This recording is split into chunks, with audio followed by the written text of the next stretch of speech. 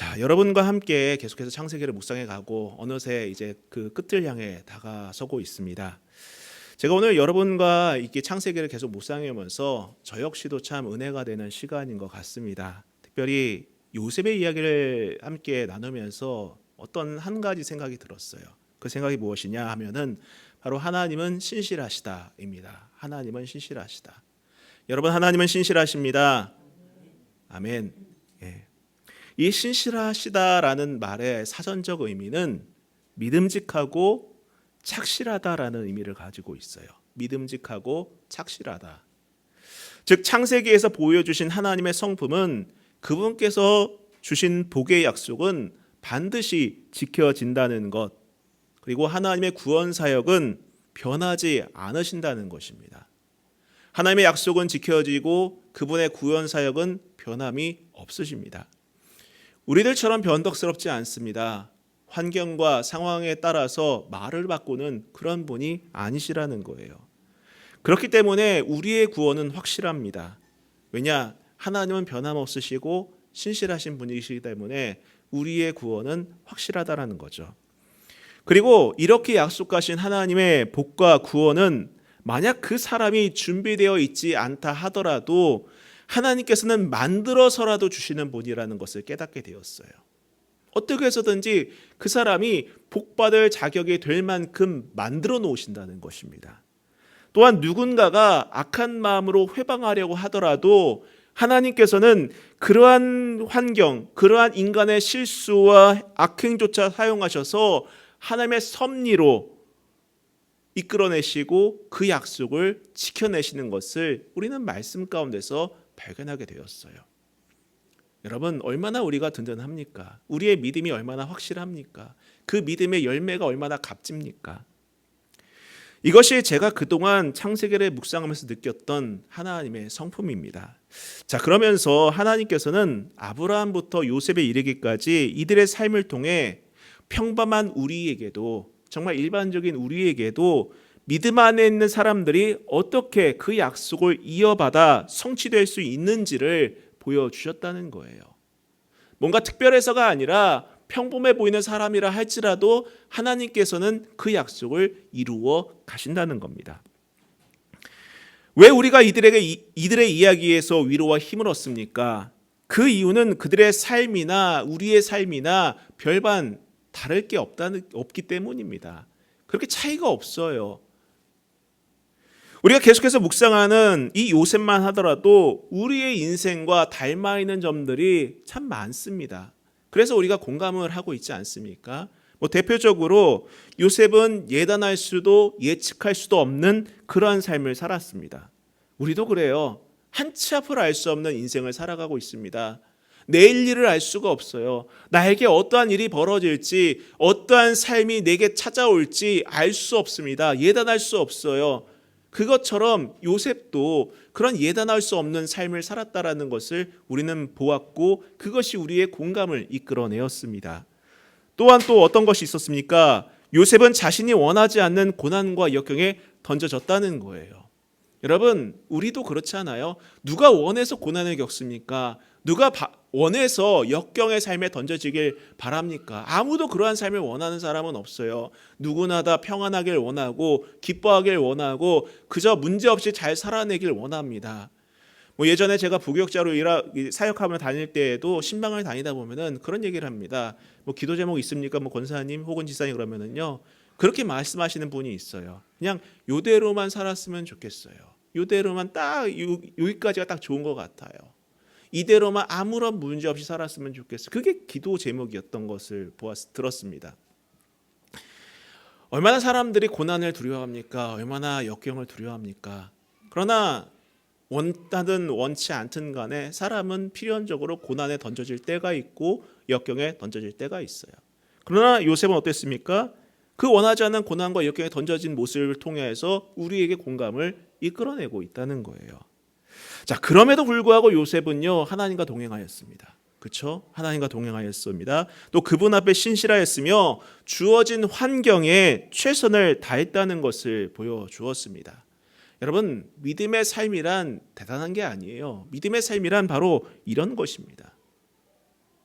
뭔가 특별한 것을 하는 것이 믿음의 삶이 아니라 바로 이러한 평범함 속에서 드러나는 것이 바로 믿음의 삶입니다. 하나님의 신실하심을 신뢰하면서 지금 내가 할 수 있는 것들, 해야만 하는 것들을 감당해내는 것이 믿음의 삶이라는 거예요. 그게 믿음의 삶입니다. 교회 24시간 와서 예배하는 게 믿음의 삶이 아니라, 하루 종일 기도만 하시라는 게 믿음의 삶이 아니라, 내가 던져져 있는 그 삶 가운데서 하나님의 신실하심을 신뢰하면서 내가 감당해야 될 것들을 감당하고 정신 차려 깨어있는 모습을 보여주는 것이, 그게 바로 믿음의 삶이라는 거예요. 환경과 상황 때문에 낙심하고 엉뚱한 거 바라보면서 그 길을 찾는 것이 아니라 하나님만을 신앙하면서 그분의 섭리 가운데 믿음으로 나아가며 어떻게든 하나님께서 하시겠지, 그래 어쩌겠어 내가 해내야지, 이런 마음으로 가는 것이 믿음의 삶이라는 거예요. 믿음의 삶이란 여러분 현실을 도피하는 것이 아닙니다. 제가 제일 청년사역 하던 시절에 안타까웠던 것들이 그런 거였어요. 정말 값지고 귀하고 아름다운 그 보석과 같은 순간에 어디 갑자기 잘 일이 안 풀린다고 어디 가는 거예요. 선교 단체나 이런 데로 들어가는 겁니다. 아니 너가 지금 정말 귀한 일들을 감당할 때인데 왜 거기 가 있냐. 너무 안타깝다라는 거예요. 너가 정말 소명을 받아서 가는 거면 상관없는데 할 게 없어서 지금 당장 길이 안 보여서 그리로 가는 것은 올바른 선택이라고 보지 않는다. 그런 얘기를 해줬던 기억이 있습니다. 여러분, 믿음은 도피하는 게 아니에요. 내가 마주해야만 하는 현실을 마주하면서 하나님을 신뢰하며 담담하게 해야 할 것들을 해내는 것이 무엇이다? 그것이 믿음의 삶이다라는 거예요. 요셉은 그것을 보여주었어요. 힘든 시기에도 담담하게 그에게 주어진 것들을 감당했습니다. 종으로, 노예로 그 일을 감당해야 하는 순간에도 기꺼이 그것을 감당했습니다. 난 이곳에 있을 사람이 아닌데라고 항변하지 않았어요. 그냥 감당했습니다. 정말 무모하게 모함을 받았는데도 불구하고 항의하지 않았어요. 감옥에 갇히는 그 순간에도 그 감옥 안에서 내가 있을 곳은 여기가 아닌데라고 말하지 않습니다. 주어진 일들에 대해서 최선을 다했다는 거예요. 그게 믿음이에요. 착해서가 아닙니다. 하나님의 섭리를 신뢰하기 때문이라는 거예요. 하나님께서는 반드시 나를 통해서 일하신다라는 믿음이 있기 때문에 그러한 담담함이 나올 수 있었던 것입니다.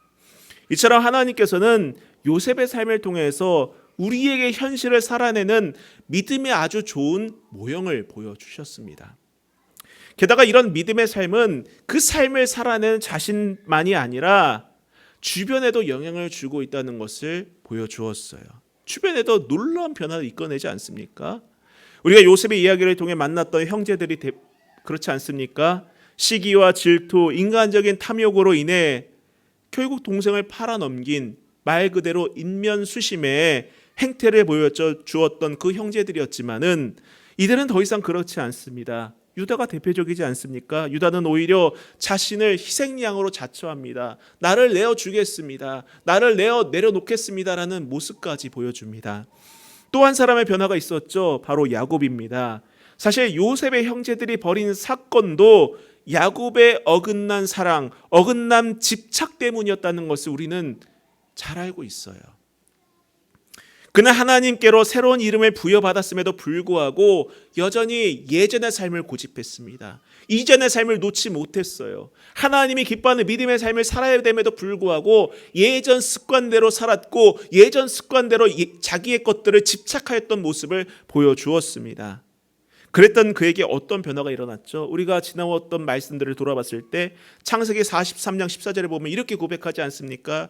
전능하신 하나님께서 그 사람 앞에서 너희에게 은혜를 베푸사 그 사람으로 너희 다른 형제와 베냐민을 돌려보내게 하시기를 원하노라. 내가 자식을 잃게 되면 이르리로다. 이 고백의 핵심이 무엇입니까? 전능하신 하나님께 맡긴다라는 거예요. 이름은 이르리라라는 그런 각오로 하나님께 맡기겠다라는 것입니다. 맡기면 잘 되겠지가 아니에요. 잃더라도 하나님께 맡기겠다라는 그런 믿음의 고백이 이 안에 담겨져 있지 않습니까? 그래서 전에도 말씀드렸다시피 여러분 집착하던 무언가를 내려놓는다라는 것은 여러분 자연스러운 일이 아니에요. 결코 자연스러운 일이 아닙니다. 여러분의 습관이 사라집니까? 아니에요. 나의 습관은 잘 사라지지가 않아요. 내가 집착하던 것들 잘 내려놓을 수가 없습니다. 내가 뭔가를 이렇게 계속 움켜쥐고 있던 것들을 내려놓기라는 여러분 쉬운 일이 아니에요. 자연스럽게 그게 되지 않습니다. 자신이 그동안 붙들어왔던 것들, 애착을 가져왔던 것들을 포기한다라는 것은 결코 자연스럽게 일어나지 않습니다. 그것을 의지적으로 결단해야지만 가능한 거예요. 의지적으로 결단을 해야 돼요. 내가 이제 이것을 끊겠다, 이것을 하지 않겠다, 내가 이런 삶을 살지 않겠다라고 결단을 해야지만이 가능한 것입니다. 믿음도 마찬가지예요, 여러분. 믿음도 결단하는 것입니다. 나의 상식이나 계획 혹은 나만의 자아를 내려놓고 의지적으로 결단하는 것이 바로 믿음이라는 거예요. 그동안 내가 엉뚱한 곳에 내 눈으로 바라보고 있었다면은 그것을 의지적으로 돌이켜 하나님을 보게 하는 것이 바로 믿음이라는 거예요. 내가 집착하던 것들을 과감하게 내려놓고 하나님의 그 신앙을 붙들고 말씀을 붙드는 것이 그게 믿음이라는 것입니다. 이런 내려놓음과 의지적인 결단이 있을 때 비로소 하나님을 볼 수 있는 것이고 하나님께서 하시는 일에 참여할 수 있게 되는 것이에요.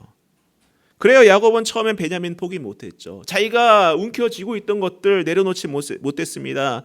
그러나 그가 내려놓았을 때에, 그가 포기했을 때에, 자신이 집착했던 것들을 모두 하나님께 맡겼을 때에 어떤 일이 벌어집니까? 믿음을 회복합니다.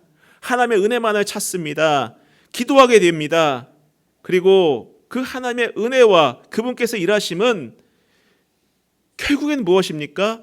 내가 무언가를 움켜쥐고 내려놓지 않을 때 찾아오는 것이 아니라 나를 내려놓고 나를 비웠을 때 찾아오는 것을 우리는 말씀 가운데서 깨닫게 되었어요. 만약 그 야곱이 끝까지 집착하던 것들을 내려놓지 않았다면은 그는 결코 하나님의 섭리와 하나님께서 예비하신 그 은혜의 열매를 누리지 못했을 것입니다. 자, 이제 그러한 결단을 했던 야곱이 비로소 어떻게 합니까? 그 예비된 축복을 향해 나아가는 그 과정을 오늘 말씀에 담고 있습니다.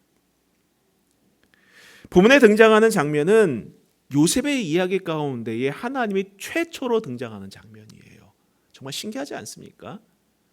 그 엄청난 기간 동안에 하나님께서 나타나신 적이 단 한 번도 없는데 요셉의 이야기에서 유일하게 여기서 하나님이 직접 나타나셔서 말씀하는 대목입니다. 성경을 보면은 이스라엘과 야곱이 이름이 교대로 등장을 하죠. 그렇죠? 이거 참고로 말씀드리지만은 이스라엘이란 이름은 그를 민족적이고 공식적인 특징을 드러낼 때 사용되는 이름이고 야곱이란 이름은 개인적이고 가족적인 특성을 초점을 맞출 때 사용하는 이름이기도 합니다. 아무튼 그건 알고 우리가 말씀을 한번 읽어보도록 하겠습니다. 1절에 다시 보면은 이스라엘이 모든 소유를 이끌고 떠나 브엘세바에 이르러 그의 아버지 이삭의 하나님께 희생 제사를 드리니 라고 되어 있어요. 애굽으로 내려가던 야곱은 브엘세바에 이르자 거기서 하나님께 희생 제사를 드립니다. 참고로 브엘세바라는 장소는요, 여러분이 창세기를 계속 읽어오셨다면 익숙한 장소일 겁니다. 왜냐하면 이 브엘세바는 하나님께서 아브라함에게 나타나 언약을 갱신하던 곳입니다. 약속을 갱신했던 곳이에요. 그러면서 그 아브라함뿐만 아니라 아브라함의 자녀였던 이삭도 이곳을 거점 중에 하나로 삼아서 예배하던 곳입니다. 하나의 영적인 고향이라고 할 수 있겠죠. 바로 그 장소에서 이제 야곱이 하나님께 예배를 드리는 것입니다. 그래요, 여러분 한번 그려보세요. 이제 원래 있던 장소에서 쭉 가다가 브엘세바를 보았습니다. 아하, 저기 할아버지 또 아버지가 거주하면서 예배하던 곳이다 라고 생각하면서 그곳에 가서 하나님께 예배를 드리고 있는 겁니다. 이는 약속의 땅을 떠나면서 하나님께 허락을 받기 위해 드리는 예배라고도 볼 수 있는 거예요. 분명 죽은 줄만 알았던 그 아들을 만나러 가는 길이고 또 기근을 피해 어쩔 수 없이 떠나는 길이라 할지라도 그가 이러한 예배를 드리는 이유는 단 하나라는 것입니다. 그것이 무엇이겠습니까? 하나님께서 허락하지 않으시면 가지 않겠다라는 거예요. 하나님께서 허락하지 않으신다면 가지 않겠다는 것입니다. 이전에 야곱은 그렇지 않았습니다. 자신의 지혜와 자신의 본능적인 판단에 맡겨서 마음이 가는 대로 생각하는 대로 행동했던 사람이었어요. 그랬던 그가 지금 자기의 아들을 만나러 혹은 가족들을 살리러 가는 그 애굽을 향한 여정 가운데에서 하나님께 예배하는 이유는 딱 하나, 하나님께서 허락하지 않으시면은 난 가지 않겠다라는 거예요. 이제 야곱은 자기 생각에 옳다 싶으면은 앞뒤 안 가리고 하던 옛날의 야곱이 아니었습니다. 그는 당연한 길을 걸어가는 와중에도 누구나 상식적으로 갈 법한 길을 가는 와중에도 하나님의 인도하심을 구하는 사람이 되었던 거예요. 얼마나 많은 놀라운 변화입니까? 여러분, 이 모습은 우리에게도 동일하게 적용할 수 있습니다. 여러분, 우리도 마찬가지로 아무리 자연스러워도 아무리 당연한 길이다 할지라도 하나님께 묻고 기도할 수 있기를 축원합니다. 여러분, 이건 쉬운 길인데 뭐 당연한 길인데 내가 뭐 한두 번 해본 것도 아닌데 뭐 마땅히 가야 할 길인데 라고 생각하면서 그냥 가는 것이 아니라 여러분 그 가운데서도 하나님께 물을 수 있기를 기도합니다. 기도할 수 있기를 바라요. 여러분 우리가 실패하는 때가 언제입니까?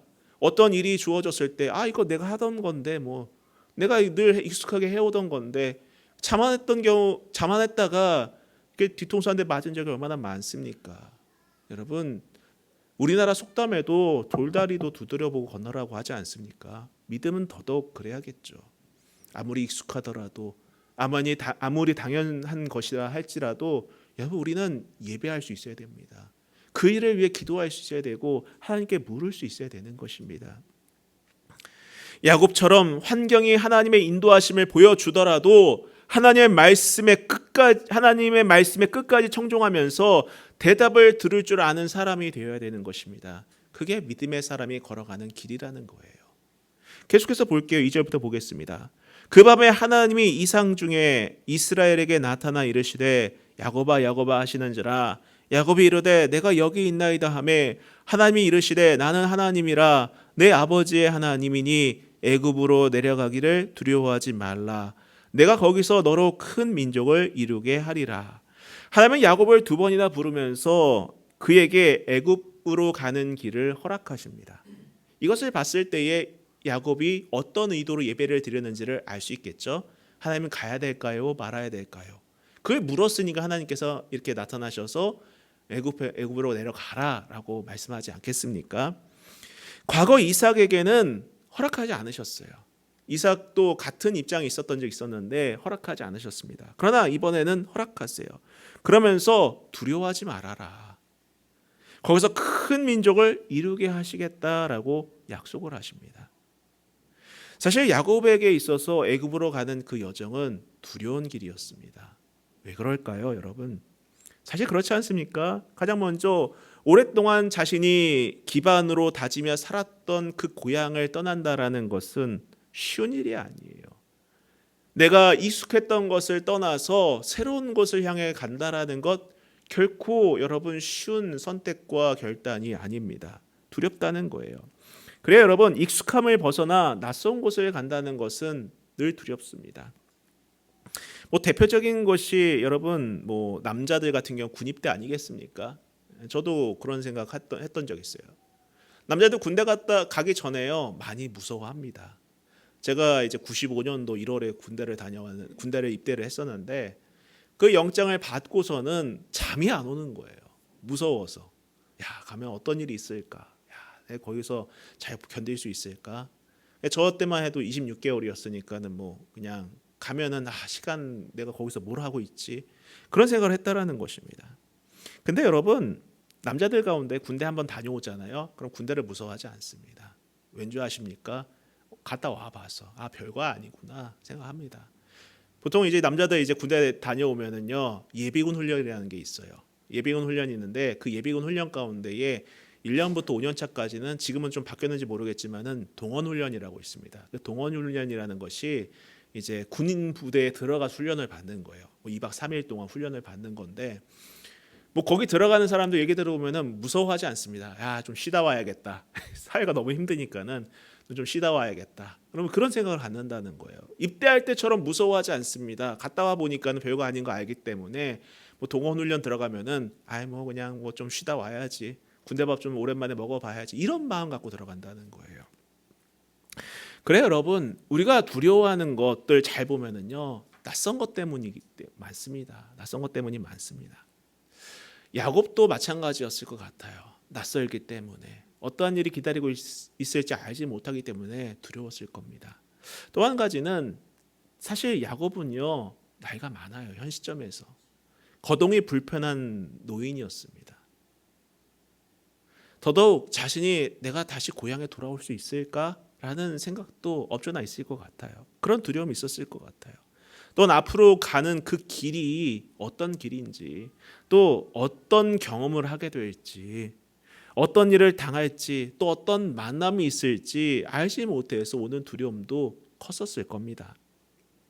그런 야곱의 마음을 하나님께서 아시고 두려워 말라고 위로하시는 겁니다. 그러면서 힘을 주시는 거죠. 이처럼 여러분 하나님께 예배하는 사람에게는 하나님이 힘을 주십니다. 하나님께 기도하는 사람에게는 하나님께서 힘을 주신다는 거예요. 여러분 기도해 보셨습니까? 여러분이 두려울 때 기도해 보셨나요? 여러분이 무서워할 때 예배해 보셨습니까? 여러분 꼭 그것을 체험해 보시길 바랍니다. 꼭 체험해 보세요. 제가 전에도 늘 말씀드렸지만은 저도 무서울 때가 많아요. 두려울 때가 많습니다. 덜덜 떨 때도 있어요.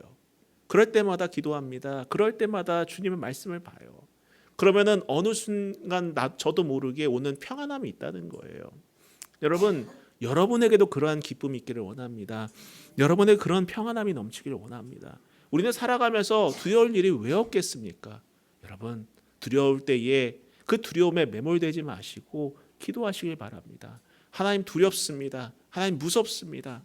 하나님 내게 어떠한 일이 닥칠지 정말 떨립니다. 라고 고백하면서 저에게 담대함을 주옵소서. 제게 용기를 주옵소서. 이 안에 있는 두려움이 사라지게 하옵소서라는 그러한 믿음의 고백을 할 수 있길 바랍니다. 그러면서 말씀을 가까이 하세요. 저는 두려울 때에 정말 무서움을 갖고 있었을 때에 시편을 읽어 나가면서 썼습니다.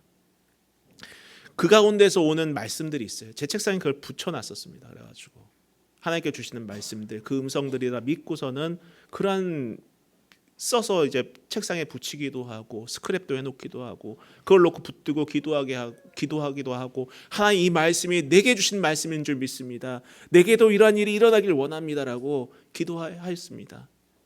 그랬더니 여러분 감사하게도 이 마음에는 평안이 찾아왔다는 거예요.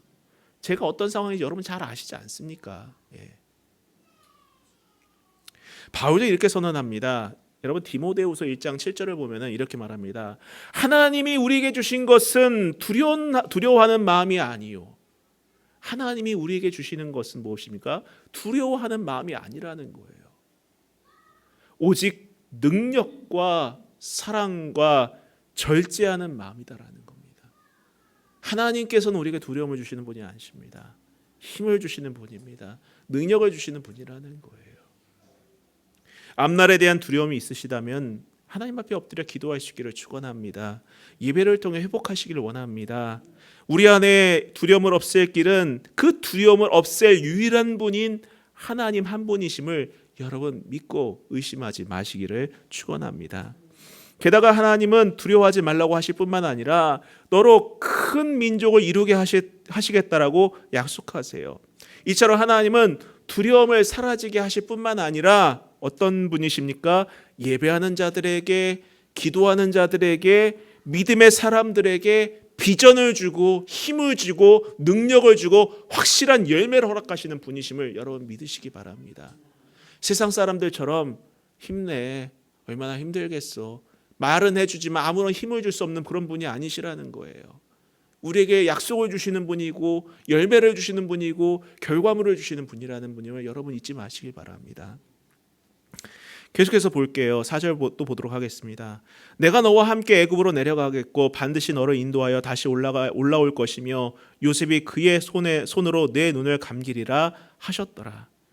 이 말씀처럼 하나님께서는 야곱에게 두려워 말라고 말씀하시며 비전을 또한 주시면서 동시에 더 나아가 내가 너와 함께 하겠다라고 약속을 하십니다. 내가 너와 함께 하겠다. 여러분도 아시겠지만은 변화와 성장은 언제나 한 번도 가보지 않은 길을 걸어갈 때 경험하는 것입니다. 그렇죠? 익숙하지 않은 것을 도전했을 때 얻어지는 거예요. 그렇지 않습니까? 익숙한 것만을 고집하면은요, 변화와 성장은 결코 일어날 수 없습니다. 누구나 다 알아요, 그 부분은. 그렇죠? 다 알고 있어요. 내가 뭔가 변화를 이뤄내야지만이 성장할 수 있다는 것을 잘 알고 있어요. 사실 저도 그런 마음에 개척에 대한 꿈도 있었던 것입니다.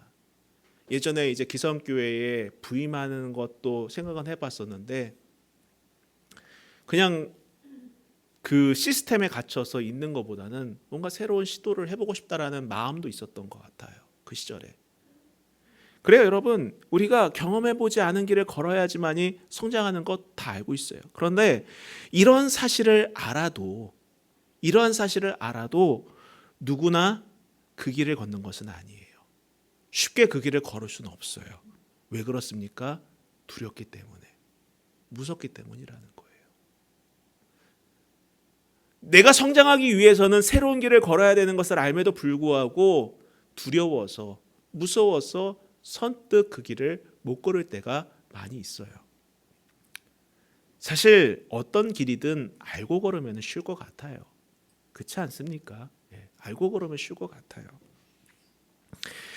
여러분, 가정을 한번 해봅시다. 요셉이 팔려갈 때에 또한 모함을 받아서 감옥에 갇힐 때에 만약에 하나님께서 그에게 나타나셔서 이제 꿈으로라도 내 꿈은 이러이러한 의미를 가지고 있는 거야 라고 말씀을 해주시고, 혹은 너가 어떠한 경로로 총리가 될 거야 라고 말씀을 해주셨다면은 요셉은 조금 힘이 됐을 것 같아요. 자신이 걷는 이 길에 대하여서 덜 두려워했을 것 같습니다. 좀 수월하지 않았을까요?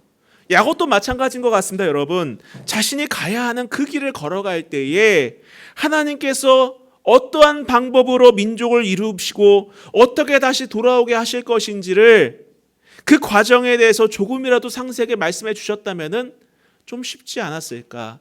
덜 두려워하지 않았을까? 좀 그 걸음이 한결 가볍지 않았을까 생각이 들 수도 있을 것 같아요. 우리도 그렇지 않습니까? 여러분 힘들 때, 여러분 어려울 때에, 여러분 낙심될 때에 하나님께서 꿈으로라도, 혹은 내가 기도하는 게 음성 가운데서라도 너의 이 고난은 어떤 의미란다, 내가 앞으로 너에게 어떤 일을 이루겠다, 이렇게 말씀해 주면 참 힘되고 위로가 될 텐데 그런 게 없죠. 근데 여러분, 하나님께서는 그런 설명보다 가장 확실한 약속인 너와 함께 하시겠다라고 하신다는 거예요. 하나님은 지금 우리와 함께 하십니다. 왜 예수님의 이름이 임마누엘이겠습니까? 하나님이 우리와 함께 하시다. 그것에 대한 약속의 성취 아니겠습니까? 여러분, 이미 하나님 우리와 함께 하십니다. 우리의 길과 동행하시는 분이시라는 거예요. 여러분, 믿음이란 이런 겁니다. 하나님의 약속을 붙들고 예수 그리스도 안에서 하루하루 하나님과 동행하며 살아내는 것이라는 거예요. 비록 우리가 내 바로 앞일에 대해서는 알 수는 없지만은, 어떠한 일이 있을지 두렵지만은 하나님을 믿는 믿음 안에서 예수 그리스도와 함께 동행하는 삶을 살아가는 것이 바로 믿음이다라는 것입니다. 저는 저와 여러분이 이러한 믿음의 삶을 하루하루 살아낼 수 있기를 축원합니다. 때로는 두렵습니다. 때로는 무섭습니다. 때로는 걱정도 됩니다. 염려도 돼요. 그러나 여러분, 우리가 담대하게 하나님과 동행한다라는 것을 확신하면서 내게 주어진 일상을 용기 있게 살아낼 수 있기를 축원합니다. 믿음을 가지세요. 힘을 얻으실 것입니다. 믿음을 가지세요. 위로를 얻을 것입니다. 믿음을 가지세요. 여러분, 담대하게 그 길을 걸어 나갈 수 있을 것입니다. 자, 5절부터 또 읽어보겠습니다. 야곱이 브엘세바에서 떠날 새 이스라엘의 아들들이 바로가 그를 태우려고 보낸 수레에 자기들의 아버지 야곱과 자기들의 처자를 태우고 그들의 가축과 가나안 땅에서 얻은 재물을 이끌었으며 야곱과 그의 자손들이 다 함께 애굽으로 갔더라. 이와 같이 야곱이 그 아들들과 손자들과 딸들과 손녀들 곧 그의 모든 자손을 데리고 애굽으로 갔더라. 자, 하나님의 약속을 받은 야곱, 하나님께서 허락하신 그 길을 떠난 그 야곱은 애굽을 향해 비로소 나아갑니다. 이처럼 우리의 인생의 여정 가운데서 내가 앞으로 나아갈 때, 반대로 내가 멈춰야 할 때 정하는 기준은 무엇이 되어야 되겠습니까? 바로 하나님의 말씀이 되어야 합니다. 바로 예배와 기도여야 한다라는 겁니다. 그저 환경에 따라서 요즘 지구촌 상황이 이러니까 이렇게 해야겠다 이런 결정을 내리기보다는 여러분, 하나님께 기도하면서 믿음 가운데 그분이 말씀하시는 대로 나아가기도 하고 때론 멈추기도 해야 한다라는 것입니다. 자, 끝으로 28절과 29절 또 30절을 읽고 마치도록 하겠습니다. 여러분 한번 보시기 바랍니다. 야곱이 유다를 요셉에게 미리 보내어 자기를 고센으로 인도하게 하고 다 고센 땅에 이르니 요셉이 그의 수레를 갖추고 고센으로 올라가서 그의 아버지 이스라엘을 맞으며 그에게 보이고 그의 목을 맞춰 안고 얼마 동안 울매 이스라엘이 요셉에게 이르되 내가 지금까지 살아있고 내가 내 얼굴을 보았으니 지금 죽어도 족하도다. 자, 드디어 만납니다. 비로소 야곱과 요셉이 상봉을 해요. 정말 오랜 시간이 걸렸죠. 아마 이것을 영화로 제작한다면은 많은 사람들이 이 장면을 보면서 눈물을 흘릴 법한 그러한 장면입니다. 앞서 야곱은 이렇게 고백했다고 하지 않습니까? 전능하신 하나님께서 그 사람 앞에 너희에게 은혜를 베푸사 그 사람이 너희 다른 형제와 베냐민을 돌려보내게 하시기를 원하노라. 내가 자식을 잃게 되면 이르리로다. 이러한 결단을 했을 때에 그 고백의 열매가 비로소 이 말씀 가운데에 찾아온 거예요. 야곱의 믿음의 결단은 하나님을 향한 신앙을 회복하게 하였고 나아가 하나님께서 예배하신 회복과 은혜의 열매를 누리게 하는 단초가 되었다는 거예요. 단초가 되었다는 것입니다. 여러분, 여러분에게도 이러한 믿음의 결단을 할 수 있기를 축원합니다. 그 믿음의 결단은 반드시 열매로 돌아옵니다. 여러분, 이런 요셉의 이야기들 또 하나님께서 야곱을 향해 하셨던 그 약속들, 이러한 것들이 하나의 이야기거리나 위안이 되는 이야기로 남겨두시지 마시기 바랍니다. 하나님께서 이들의 믿음의 여정을 통해 보여주신 것은 바로 우리에게 믿음의 길이 무엇인지를 알려주셨던 거예요. 그러면서 우리 역시도 그러한 믿음의 길을 걷고 은혜의 열매를 누리기를 원하시기 때문에 이 말씀을 우리에게 주신 것입니다. 사랑하는 성도 여러분, 오늘 우리가 적어도 신앙인이라면, 적어도 예배하는 예배자라면 이러한 결단은 해야 되지 않겠습니까? 우리의 삶의 현장 속에서 우리가 믿음을 보여야 하지 않겠습니까? 그것이 무엇이든, 그게 어떠한 것이든 간에 이러한 믿음을 보이세요. 두려워하지 마시고 믿음에 따라 살아가는 저와 여러분이 될 수 있기를 주님의 이름으로 축원합니다. 우리 같이 찬양하고 기도하도록 하겠습니다.